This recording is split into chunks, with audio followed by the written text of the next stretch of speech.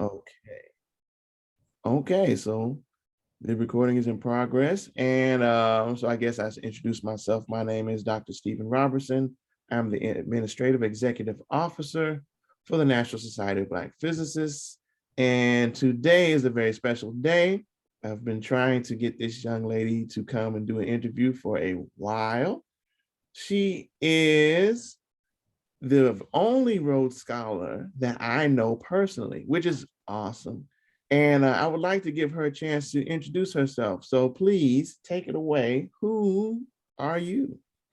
Thank you so much for having me. So my name is Samma Sullivan. I'm a senior undergraduate student at Harvard, and I've been very involved with NSBP. I've been on the student council for almost 2 years now. So I love NSBP. I'm studying physics and African American studies, and I plan to go on to a career in physics research. So yeah, really happy to be here and excited to talk a little bit about my experience. Very cool. So we were just chatting before we hopped online that you are actually from Washington, D.C., and now you're at Harvard. So the first thing, because I've only actually met you once in person, I think, but I was aware of you when you first came on the student council. And so everybody, they had to submit who they were, where they were from, what their major was, all this kind of stuff. And it says, Sam is from Harvard, and she's majoring in physics, normal, and African American studies or African American something. And I was like, wow, that is really different. So why did you major in both? Yeah, thanks for the question. I think when I got to Harvard, it's a liberal arts school, so they always encourage us to study like a wide array of things. And I knew I wanted to go to a college that was liberal arts as opposed to a science and technology college, because I really wanted to get that sort of like well-rounded education. And when I first got to Harvard, I was considering just studying African American studies because I feel so passionately about activism and ancestry. In high school, I tracked my family tree to have over sort of 300 relatives dating back to 1865 in South Carolina. And so I'm, very deeply rooted in my African American identity. Also, growing up in DC, which is affectionately known as Chocolate City, I have a strong sense of, Black identity and history. And I really wanted to continue studying that when I got to Harvard. But I, at the same time, have this really deep interest and curiosity in physics. And so I was able to pursue a joint concentration in physics and African American studies because I just want to keep taking classes in both. And I think I'm the first student to do that specific combination because it's pretty disparate. I rarely, if ever, have any overlap in my classes, but I've really loved it. And I'm so grateful that, I was able to learn from amazing professors in both fields. That is really cool. So are you saying that was your plan when you got there, was to study both, or you kind of did one and then you kind of slid into the other one, or what? I was lucky enough that I didn't have to declare my major till sophomore year. So my first year, I just sort of took classes in both and thought I would, make the decision based off that, but I really couldn't choose. And so I just, kept studying both and convinced them to let me concentrate in both of them. Was that a hard thing for them to allow you to do? No, it wasn't. The physics department is, so I'm really love the Harvard physics department. All of the professors have been so supportive of my various interests, and the undergraduate coordinator was really supportive of me studying both. And the African American Studies department as well really encourages sort of multidisciplinary learning. So yeah, it wasn't difficult at all. Okay, well, cool. So there are people that are asking some questions. We're going to take those after I get through the questions I have, and I don't have a ton. But so the main reason, besides being awesome, that we're talking today is that you were recently named a Rhodes Scholar. For those who have no idea, and for those who have some idea of what a Rhodes Scholar is, what is a Rhodes Scholar? Sure. So I guess a little bit of the history was there was a British colonialist named Cecil Rhodes who did all of this awful destruction and colonization of Africa. And as a result, amassed this giant fortune and decided to put it into a trust known as the Rhodes Trust, which would go towards educating scholars from around the world at Oxford University.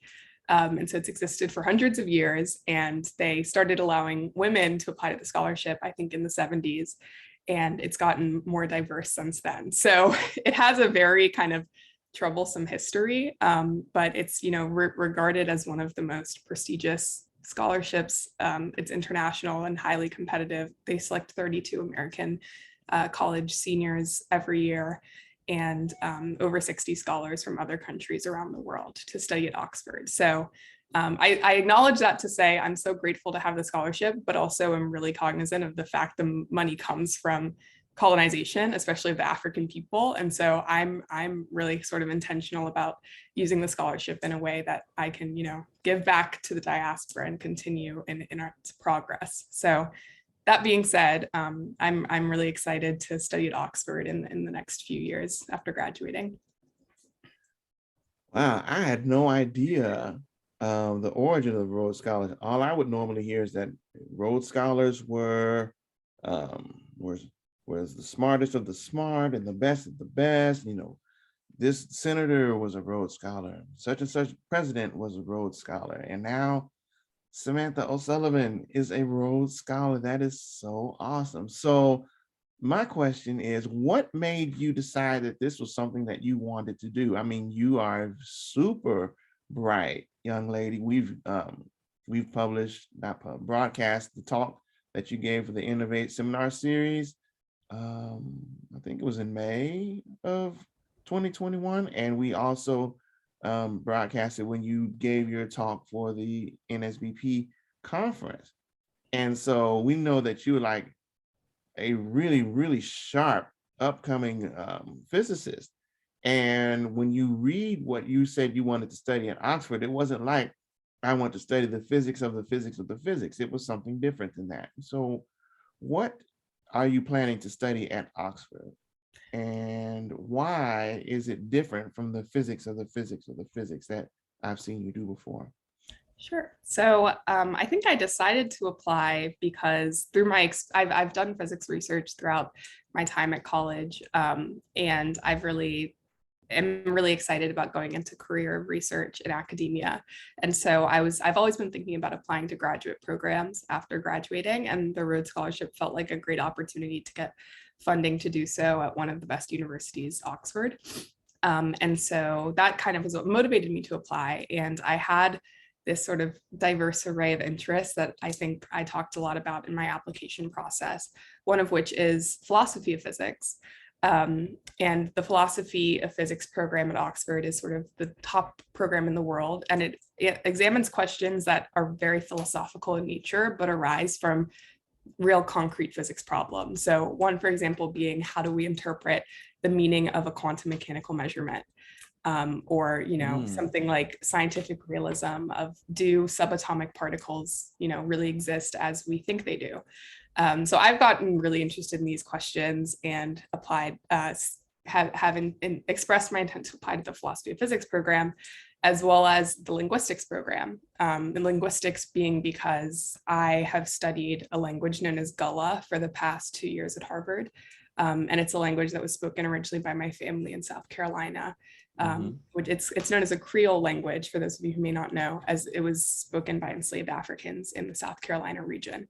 And so as I studied Gullah, I've just become very interested in sort of African-American language, African languages, and this question of, you know, why are certain languages deemed more professional or educated than others? And my senior thesis at Harvard explores the possibility of doing science communication in African languages or languages like Gullah. So I have all of these sort of disparate interests that I've, you know, thinking about applying to at Oxford. And most recently, I'm thinking about applying to the Oxford PhD in physics program and actually continuing research there. So the Rhodes really encourages us to, you know, change our minds or apply to any field we're interested in. So at the moment, I'm thinking mostly about the PhD, but, you know, that could also change. Okay, because that was the question I was going to have for you next.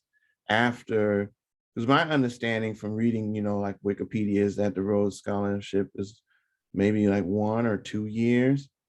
and which would be like a master's degree, I guess. And then, but a PhD, of course, as you know, is there's a master's, and then there's stuff after that. So, um, so I guess a question that I have is, would your Oxford train, let's say you get through Oxford, which you will, and you say, okay, well, I would like to keep doing this physics stuff here. Do you think that it would transfer, what you've learned at Oxford would transfer over to physics, or would it be like a brand new thing? Or how do you think that would work for you? Definitely. Yeah, it's hard for me to know for sure. It's still very up in the air, but I Mhm. think especially if I study for the PhD, I would be continuing my research of quantum materials. Specifically, I'm interested in high temperature superconductors. And so getting that knowledge from Oxford, which is one of the leading departments in condensed matter physics, would be such a great opportunity for me to then, possibly come back to America and do a postdoc or something. Or if I were to study philosophy of physics or linguistics, I think that would just give me kind of an interesting perspective as a physicist to then complete my PhD. Maybe have more insights into the type of questions I want to ask as a researcher because of my philosophy training, or be a stronger communicator or researcher because of my linguistics training. So still very up in the air, but I'm just really excited sort of for these years to prepare me for my career moving forward. Okay, that's cool. And they don't mind that you don't have it locked down, which is good, because when I was at your point, I didn't have the foggiest clue what I wanted to do. I just kind of like you, I just had a vague idea. This would be neat, I guess, and this would be neat, I guess. And you just kind of, as you go forward, it kind of sharpens, which is cool. Um, can you say more about the role that the National Society of Black Physicists played in your development as a scientist? Definitely. So I cannot sing the praises of NSBP enough. I think back to my sophomore year of college when I was just starting my research. My first research experience in college, I was studying quantum materials at the University of Maryland, which is somewhat close to me, my home in DC. So I wanted to come home for the summer, but I wanted to do some research. So I did some research at the University of Maryland. And had a really great time there, and finished with a scientific poster about the results. I was studying a material believed to be what's known as a topological insulator, samarium hexaboride, and characterizing some of its electronic properties. So then when I came back to campus in the fall, I started research in Professor Jenny Hoffman's group at Harvard, studying a high temperature superconductor. But that fall, I was, kind of just getting to know the Harvard physics department some more. And I met a woman by the name of Carol Davis, who I don't know if you know her, Stephen, but she worked as an administrator in the physics Oh department. yeah, yeah, yeah, yeah, yeah. And she kind of, I went to her office one day because she would always see me in office hours across the hall, and she said, you need to go to the NSBP's conference this year. And I was like, what's NSBP? I've never heard of it. And she said, well, do you have any research to present? And I told her I had my poster. And she said, okay, you have to present your poster at the conference. It's at Brown. The department will pay for you to travel there. It'll be a great experience. And I was so nervous. I hadn't even printed out my poster yet. So I had to print out my poster, go to this conference. And the moment I got to the NSBP conference that year, I was just so amazed by all of the Black physicists I saw around me. I don't think I'd met a Black physicist at that point, in my college career. And so Mm. the conference was just so inspiring. I presented my poster. I probably did an okay job at it, but I got a lot of really great feedback and met so many people who were kind of cheering me on, and I kept in contact with even till today. And so then, I kept coming back to the conferences. I joined the student council like a few months later because I just wanted to stay so involved. And I was invited the next year. I presented a talk actually at the virtual conference, and I won an award for best talk in condensed matter. So for me to go from like being a nervous sophomore who'd never presented before to then getting an award for my talk at NSBP was just so inspiring, and just a testament to NSBP's role. And so I've stayed so involved as a student council member, and I sing its praises to everyone I know to encourage them to join, and the amazing network there is. So NSBP has been really pivotal. Well, that's very cool. So this background actually that Sam and I have behind us, she actually did. And it was the design that was on our t-shirt for the conference in 2020. So Sam has been heavily involved. And so when we found out that she was even a finalist for the Rhodes Scholar, we were all like, yeah, Rhodes Scholar, Sam, blah, blah, blah. I have no idea. We should ask the Rhodes Scholar what she thinks. Da, da, da. We were just gassing Sam up, and she was like, I don't know, I don't know. I was like, nah, it's already taken care of. It's gonna, when you win, it's gonna be so awesome. And then we were all just so proud. We're just floating on air when we found out that you won. Okay, so that's all the questions that I have. We have some people that are asking a lot of questions. Are you able to see these questions? Yes, I am. Okay, so well, so I guess so do you want me to choose what one you want to answer? Because some of these guys are getting real deep into the. Yeah, I see a few of them. If you want to read them out loud, I'm happy to answer any of the ones. Okay, so Banjo, Oriade. I don't want to mess up how that's how he spells his name. It says, did you take physics in high school? Yes, I did. So I attended School Without Walls High School, which is a public magnet high school in Washington, D.C. And I believe I took AP Physics 1 in my junior year. And I think that was the only physics class I took. But I took some advanced math classes at George Washington University during my time in high school. So I was able to take multivariable calculus and linear algebra, which I think really prepared me well going into college. I felt very confident in my math, a little less confident in my physics actually. But then, once I got to Harvard, I took the introductory physics courses and found a lot of support in the professors there. I went to office hours all the time. So that being said, if you're a student, don't be discouraged if you feel like, you're behind or you don't know as much, because professors, really want to help you. And that's a big testament to the Harvard physics department as well. Okay. The same Banjo, last name Oriade, says, what advice do you have for undergraduate students that are planning for a similar path? Definitely. I would say if you're interested in research, definitely get involved, because I think that's something that can make you stand out, whatever career path you decide to go into. Because it's just so amazing to be able to, produce knowledge on a topic. So I would definitely encourage you to talk to professors who are doing research that may seem interesting. I didn't know anything about condensed matter physics when I started doing condensed matter physics research. I just, thought I would give it a try. And I just think it's one of the most fascinating subjects now. So that would be number one. And getting to know your professors is just infinitely helpful in so many ways. The best way I would do it is just go to office hours regularly, because then, they got to know me. They saw that I was a very passionate student, even if I felt like I had no idea what I was doing in the class. It really helps them show that, you care a lot. So that really helped me. And the Rhodes Scholarship itself required 7 or 8 letters of recommendation, in fact. And so even hearing that as a freshman or sophomore, I would say something like, there's no way I would know 7 or 8 professors.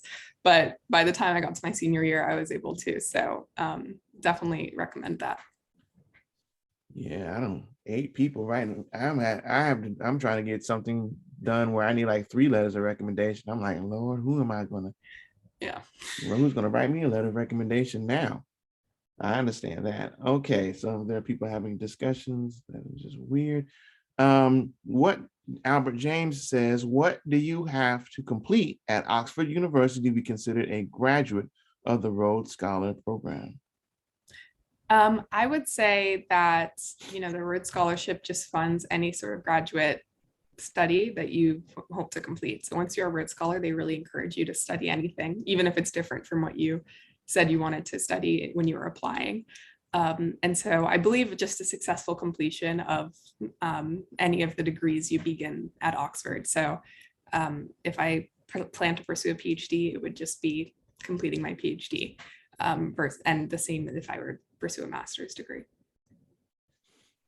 So let me back up. So this program that you are completing at Oxford, isn't that considered, what kind of degree is that considered? Because Mhm. So depending on the degree I enroll in, if I enroll in a PhD, it'll just be a PhD.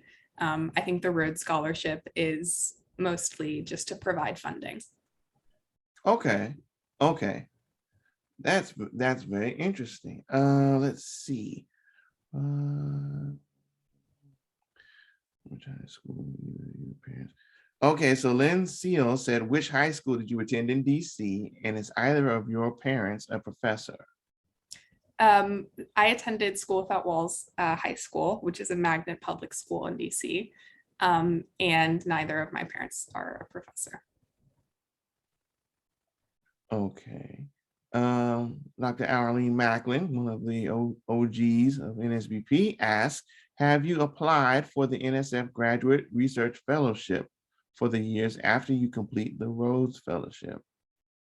I have not yet applied. If I'm thinking correctly of the scholarship, correct me if I'm wrong, but I believe you need to apply the year before you're planning on using it. So I have looked into it, and it's a great award. I probably plan on applying to. Dr. Macklin probably would be a good person to talk to if that's something that you wanted to do. She's very, very plugged in and will be able to help with that for sure. Let's see. Somebody asked a question. Okay, let's say that question is answered.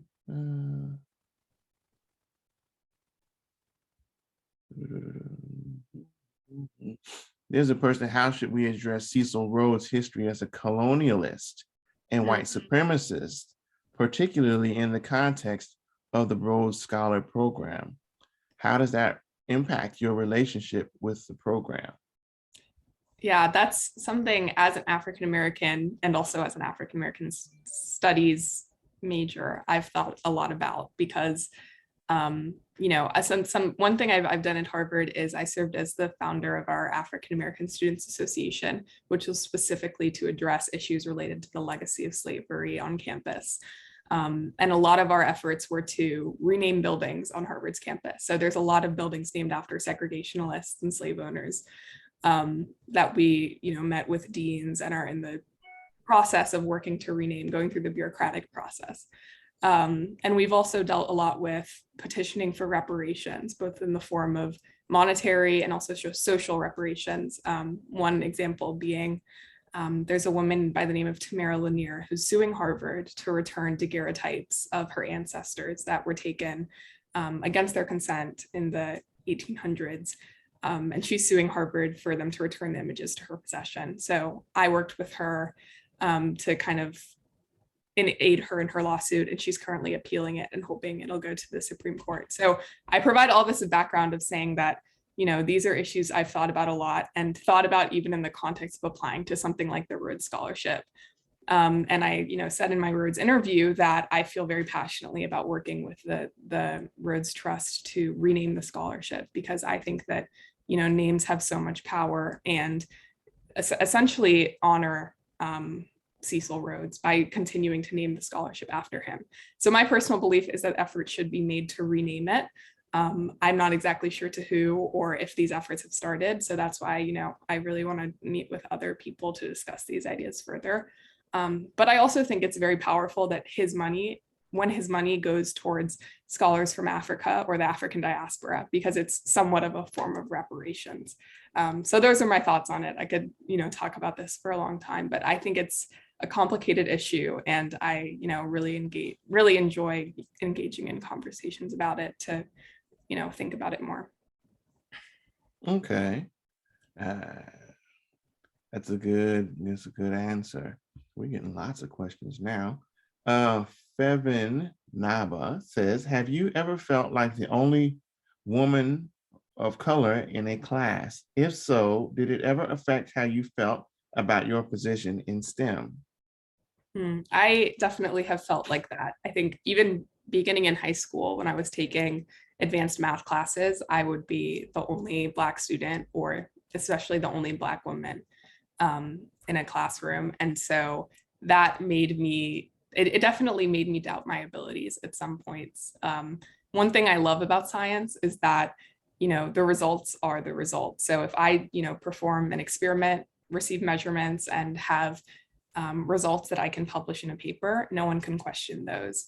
And, you know, it's a hard testament to my ability. And so I've always viewed it as, you know, no matter how I feel, if I feel like I can't do something, or if I feel like an imposter, you know, the results speak for themselves. And I kind of to prove then and then prove it to myself that I am meant to be there. So it's a lot easier said than done. And I think one of the most helpful things I found to help this feeling of, you know, being underrepresented is to find mentors who look like you and are really cheering for you. So NSBP is a great place just to see all of the professors in NSBP and to really see like I can do this is so inspiring and helps me on my way. So I've definitely felt that before. And I think mentorship is one of the best ways to overcome it. Okay, we have a question from, okay, this is Donnell has a good question. How soon would you have to declare you'd like to pursue a PhD at Oxford? I ask because the average time to degree is only 3 to 4 years there compared to the US. Yeah, so I've actually submitted my applications. So it's more of a matter of hearing back about which programs I'm accepted into and then deciding which one to pursue. But you're right in that the average PhD length is 3 to 4 years, as opposed to in the US where I think it's 6 to 7, because they cut out the master's degree part of the PhD. So if I were to begin, it would just dive right into research. Oh, I see. So the Rhodes Scholarship you're saying is basically the money. So, but you saying something, you were saying something about the linguistics and the philosophy of physics. Mhm. Within the PhD part, would that be would that still be the research, or would that be the PhD be on the philosophy of physics or the linguistic part? It would be research. So if the PhDs I've applied to are in condensed matter physics research, so I would be in the lab doing experiments. Yeah.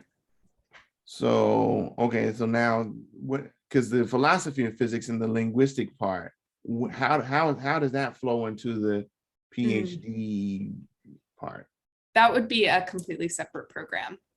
So it'd be, I would either choose to do the PhD or the master's degrees. I see. So, okay. So if you went, so if you, the only way to do both is to do one and then do the other. Is that what you're Right. saying? Right. Got it. Because I was very worried that you were going to like burn yourself to a crisp without saying it out loud. I'm very I'm very glad.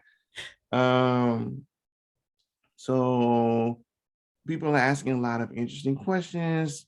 People want to take you out to lunch. Are you seeing this thing? You can get free food No, I'm from not seeing people. this. You've got postdoc offers, and Oh, wow. Simon's Foundation, and NIST. And so Ted Maburu says, what changes do you want to see within the physics community at Harvard and across the US? That's a great question. I think the first thing that always comes to mind is representation, which has been so influential in me continuing towards physics. Like I said, NSBP has probably what has, you know, helped me the most in getting to the place where I am today in terms of, you know, really inspiring me and encouraging me to continue my research. So I think that every organization could do a much better job of hiring more Black faculty, Black women specifically, and even if not at the level of faculty, encouraging more students into the department, whether that's as a high schooler doing a sort of mentorship program or as an undergrad. And something else I feel really strongly about is, you know, Harvard and a lot of other predominantly white institutions have so many resources. And I think that as a result, they have some of the best departments in fields like physics, but that's not to discount all of the amazing work that historically Black colleges and universities are also doing in these fields. And so I think that there should be a lot more partnerships between schools like Harvard with HBCUs so that students can use Harvard's facilities, but still have an HBCU experience. So that's something I'm really passionately about, is not just having more Black students go to schools like Harvard, but more so, you know, having the facilities available for students who go to any colleges, with especially pouring money into the Black community through HBCUs and programs like NSBP. You touched on a nerve there when you said HBCUs, because I did not wear my Florida A&M stuff on purpose just so I can show that I'm about NSBP today. Arlene says, how many Black undergraduate physics students are currently enrolled at Harvard? You know? I could only speak sort of anecdotally. I think that there were usually an average of 2 Black undergrads each year. So like in the class of 2022, 23, 24. But again, that's just sort of the people that I knew. So that's not a scientific answer, just anecdotal. Okay. So I didn't want it to be just a super long thing. So I wanted to kind of wind it down. So I'm going to let you give your closing thoughts and tell people how they can keep in touch with you via social media and stuff like that. And then I'm going to say a few things and then we're going to close it out. Sure. So yeah, I'm really glad we were able to put this together, even though sort of at the last minute, Stephen's been messaging me a lot and I keep missing the messages. But yeah, I guess I just want to express how grateful I am to NSBP and all of the opportunities that have just continued to inspire me, like I said, and the whole community as well, like everyone I've met at conferences and who continues to support NSBP. I'm so grateful. And I plan to remain involved throughout my career as I hopefully go on to be a professor and things of the sort. And if you haven't been able to tell through everything I've talked about, I'm also so passionate about, issues within the Black community. And I think that physics is often seen as this thing that's colorblind and that, you just do the physics and that's it. That's the science that matters. But, we've all seen firsthand how much race and racism comes into play in the field. And I hope we can continue to talk about that and shine a light on it. Even things like the Rhodes Scholarship are literally defined by a history of colonization and racism. So, I hope to continue bringing that up and hope everyone else does as well. So grateful for the opportunity to talk today. Well, Sam, thank you for agreeing to do this interview after I've been pestering you for maybe about a month and a half for doing it. I really appreciate it. On behalf of NSBP, we are just so incredibly proud of you. I'm trying to resist the urge to just plaster you all over our website to say that she is our Rhodes Scholar. I mean, she went to Harvard and all that kind of stuff, but she belongs to us. And I'd like to thank everybody for participating in this interview, this pop-up interview with Rhodes Scholar Samantha Sullivan. To learn more about NSBP, all of our things that we do, all you have to do is go to nsbp.org, and you can find us on social media, Facebook, Twitter, LinkedIn, and Instagram at NSBP INC. You can find out about everything that we're doing. We're looking forward to Black History Month coming up in February. That's going to be exciting. We're doing a lot of planning behind the scenes, so stay tuned. And with that being said, thank you very much for your participation. All of you have a very pleasant evening and God bless you.